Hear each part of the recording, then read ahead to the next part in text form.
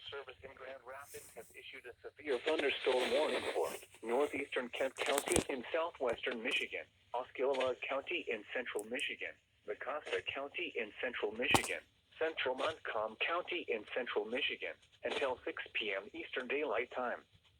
At 5:10 p.m. Eastern Daylight Time, severe thunderstorms were located along a line extending from 8 miles southwest of Mitchell State Park to 7 miles southwest of Howard City, moving east at 5 miles per hour. Hazard, 60 miles per hour wind gusts. Source, radar indicated.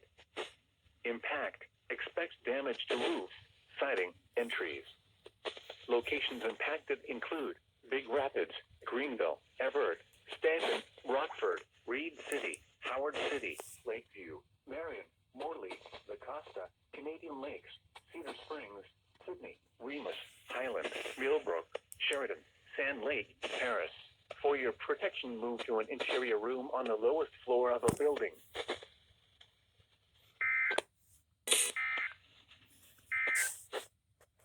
Now here is your local forecast. Through early evening, mostly sunny. Highs around 90. Southwest winds 5 to 10 miles per hour. Heat index rating